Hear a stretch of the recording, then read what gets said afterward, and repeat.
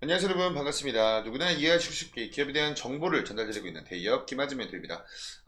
오늘 오랜만에 솔트루스 같이 한번 살펴볼게요. 지금까지 이 시장의 지수 자체가 좀 많이 밀리면서 우리 솔트루스 또한 계속해서 주가 조정이 나왔었는데, 오늘 이런 좀 하락세를 멈춰주고 간만에 좀 이 반등폭을 좀 키워서 이 코스닥 지수도 그렇고 코스피 지수도 그렇고 굉장히 좋은 흐름을 간만에 보여주고 있습니다. 자, 근데 이렇게 시장에 빠졌었던 이유도 있겠고 또 반등을 시작하는 이유도 있을 거예요. 그래서 오늘 영상에선 그런 부분들 좀 포커스 맞춰서 설명을 드려보고요. 이렇게 조정이 나오는 이 기간 동안 꾸준하게 매집하는 수급 주체에 대해서도 말씀을 나눠볼 겁니다. 그리고 이러한 이 조정 기간 동안에 중요한 지지 구간이 확인이 되었어요. 이 부분도 우리 여러분께 한번 설명을 드려본 시간을 갖도록 하겠습니다.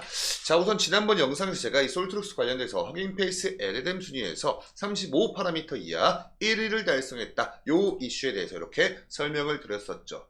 이렇게 보시면 당당히 우리 솔트룩스가 1위에 이름을 올려놓았습니다. 자, 여기서 말하고 있는 이 파라미터, 여기 우리가 좀 일상적으로 사용하고 있는 그 단위는 아니기 때문에 많이 좀 생소하실 거예요. 이 AI, IT 업계에서 사용하고 있는 단어입니다.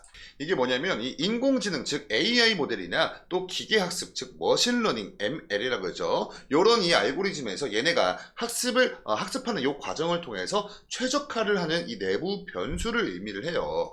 그러니까 이렇게 좀 말로만 들으면 좀 굉장히 어려운데, 그냥 사람이 쓰는 건 아니고요. 뭐 기계나 AI가 쓰는 그 안에서 좀 통용되는 이런 내부 변수다, 요까지만 좀 이해하시면 됩니다. 자, 어찌됐든 이쪽에서 이 모델에서 우리 솔트룩스가 1등을 했다라는 거죠. 자, 그리고 최근에 이렇게 솔트룩스가 만든 세계 최초 생성 AI 어플라이언스 루시아 온, 즉 루시아가 발표가 됐습니다. 이로써 우리 솔트룩스는 AI 관련주, 클라우드 컴퓨팅 관련주, 그리고 챗 GPT 관련주, 그리고 AI 챗봇 관련주, 그리고 뭐 등등등 뭐 굉장히 다양한 이런 테마의 좀 교집합이 많이 좀 생성이 되어 있는 그런 종목이다, 전방위적인 테마에 걸쳐 있는 그런 종목이다 라고 좀 설명을 드렸었죠. 자, 여기까지 간단히 지난번 영상 내용을 좀 복기를 해봤다면요, 이제 좀 우리가 봐야 할 건 이겁니다. 자, 지금까지 시장의 지수 자체가 내렸던 게, 일단은 중독 리스크가 가장 컸고요. 두 번째가 시거가 계속 꺼져가는 이 금리 인하 기대감. 금리 인하 기대감이 점점 밀리고 있습니다. 그래서 요 가장 큰 두 가지 이유 때문에 시장의 지수에 악재로 작용을 하면서 많은 자금 이탈들이 발생을 했어요. 우선 이렇게 전쟁이 나면 사람들은 위험 자산에 투자하기보다 안전 자산에 투자를 하길 선호합니다. 그래서 이 대표적인 위험 자산인 주식 시장에서 자금 이탈이 발생을 한 것이다. 그리고 두 번째, 그동안 이 금리 인하 기대감으로 들어왔던 주식 시장 안의 자금들이 이제 이 금리 인하 기대감이 점점점 한 푼씩 꺾이니까 자금 이탈이 발생한 거거든요. 그래서 이 두 가지가 가장 큰 이유예요. 근데 오늘 장에서 지수 반등이 나왔습니다. 그게 바로 요겁니다. 요거 지금 보고 계시는 이스라엘이 기존에 이란의 영사관을 공격했죠. 그리고 이란이 이스라엘 본토를 공격했습니다. 자, 그래서 또 한 번 맞은 이스라엘이 너네 가만 안 두겠다, 내가 이틀 뒤에 보복 공격할 거야 라고 얘기했었는데, 요게 연기가 됐다는 겁니다.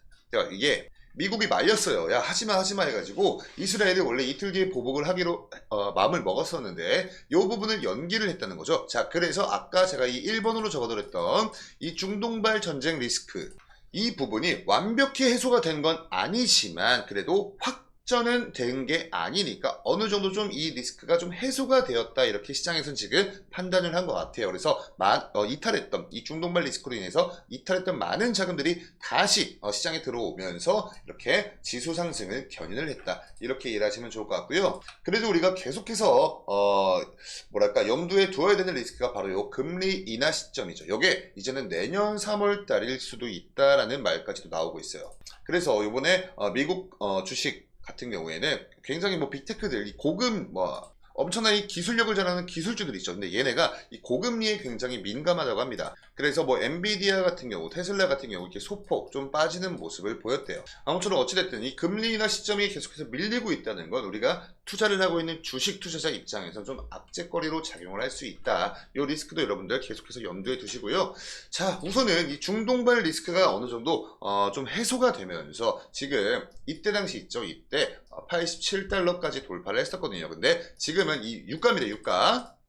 유가가 82.89달러. 그러니까 조금 소폭 좀 안정화가 됐어요. 자, 그리고 다음 보시면요. 이거는 킹 달러라고 불리고 있는 환율입니다. 환율. 그래서 달러 환율이 요때 여러분 보이시죠? 이때가 4월 16일 엊그저께 점심시간대였습니다. 이때 달러 환율이 1,400원까지 돌파를 했었는데 우리 달러 환율도 다행히 더 가진 않고 이렇게 좀 떨어져서 안정화를 찾아주고 있는 흐름을 보여주고 있어요. 그래서 이러한 이유들로 지금 세계 증시가 어느 정도 다 빨간불이 들어왔습니다. 요 미국하고 브라질을 제외해서 하고는 다 이제 빨간불인데 요 미국 같은 경우에 제가 앞전에 방금 설명드렸던 이 고금리에 민감한 기술주들이 조금 소폭 조정이 나오면서 미국 나스닥 같은 경우에 1.15% 빠졌고 미국 다우존스는 0.12% 빠지면서 약보합으로 마무리했습니다. 그리고 이렇게 이 기술주들은 미국 빅테크들 기업이 굉장히 많기 때문에 이건 좀 미국만 해당되는 그런 좀 특이성이 있어요. 그래서 다른 전 세계적인 이 흐름을 보는 게 좀 사실 중요합니다. 어찌됐든 여기 있는 이 중동발 리스크가 좀 어느 정도 대충 좀 어느 정도 해소가 되면서 다시 자금들이 이렇게 주식시장으로 증시로 들어오고 있다. 이렇게 이해하시면 좋을 것 같고요. 이런 내용들 토대로 이제 차트로 넘어가서 주가 한번 같이 볼게요. 자, 이렇게 차트로 넘어서 한번 좀 보시면요. 자, 이때였습니다. 이때 4월 1일이죠. 요때를 기점으로 만우절을 기점으로 정말 거짓말같이 지수가 쫙 밀렸어요. 이때 당시 이 미국 연준에 그러니까 각 주에 있는 미 연준은행 총재들에 대해서 금리 인하가 지금 당장은 필요 없어 보인다라는 이런 매파적인 발언들이 쏟아지면서 금리 지수 이탈이 이렇게 발생을 했거든요. 그래서 4월달 들어오면서부터 지금까지 꾸준하게 이렇게 이탈하다가 오늘자 여기서 지지받고 지금 코스닥 850선 이렇게 회복을 해줬습니다. 2.7% 지금 현재 상승해주고 있어요. 엄청난 상승 보여주고 있죠. 자, 그래서 그로 인해서 우리 솔트루스 같은 경우에도 약 3.49% 지금 좀 상승이 나와주고 있고 거래량이 좀 말라있는 것으로 미뤄보았을 때 요거는 그냥 단지 기술적인 반등이다. 우리가 이렇게 볼 수가 있겠죠. 우리 솔트룩스의 주가 히스토리에 대해서 좀 간단히만 설명을 드려보자면 제가 지난번 영상에서도 해드렸는데 자, 이때 여러분 또 이때 엄청나게 강한 수급을 동반한 주가 상승이 나왔습니다. 자, 이때 마이크로소프트가 오픈 AI에 약 12조 원 규모의 투자를 진행을 할 것이다 라는 이런 소식이 좀 밝혀지면서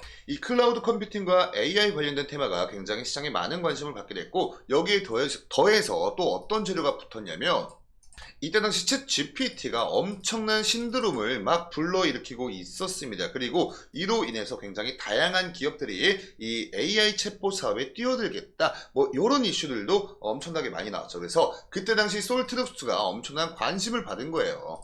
그러고 있다가 어느 정도 좀 재료 소멸로 인해서 그래도 상승분 다 반납하지 않은 주가 조정이 나왔고 여기서 좀 횡보를 해주고 있다가 다시 한번 급등 모멘텀을 보여줬는데 이때는 무슨 일이 있었냐면 여러분 스레드 기억나시죠? 스레드 이 스레드 열풍이 막 불었을 때였습니다. 그래서 스레드 가입자가 뭐 1억 명을 넘었다. 그리고 페이스북 등의 챗봇 서비스를 지금 현재 공급을 하고 있었던 우리 솔트룩스가 관심을 받으면서 이렇게 강한 주가 상승이 나왔다.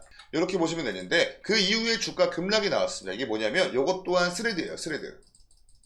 스레드가 처음에 너무나 좋은 모습을 보여주었지만 결국에는 시장에 밀렸거든요. 그러니까 자리 잡고 정착하는데 실패했습니다. 사실 뭐 시장에서 그런 평판이 지배적이에요. 그래가지고 이 스레드 관련된 기대감으로 올랐던 주가분 다 반납하는 이런 주가 조정이 나왔던 거고요. 그 이후에 가장 최근의 주가 흐름을 이렇게 놓고 보시면요. 이렇게 좀 박스권을 그려주면서 중간중간 이렇게 상승하는 모멘텀을 보여주기도 했지만 결국엔 이렇게 박스권 흐름을 보여주었죠. 바로 가장 최근에 나왔던 요 급등 여기에 루시아 그리고 허깅페이스 오픈 LLM 요 리더보드에서 1등 했다는 그 이슈 때문에 한번 또 많은 수급이 들어왔었습니다. 자, 근데 그러다가 이때죠. 또 이 4월 1일을 기점으로 그래도 이전까지는 이 박스권 상단 부근에서 주가가 좀 놀고 있었는데 4월 1일 이후로 이 지수가 밀리면서 주가 또한 밀렸어요. 자, 근데 중요한 거 그래도 이 박스권 하단 부근인 약 23,000원 요 구간은 이탈하지 않았습니다. 끝끝내 계속해서 지켜주는 모습 보여주었고 이 기간 동안 여러분 4월 1일부터 오늘 요 기간 동안 이 기관과 외국인은 계속해서 우리 솔트룩스를 쓸어 담고 있었죠.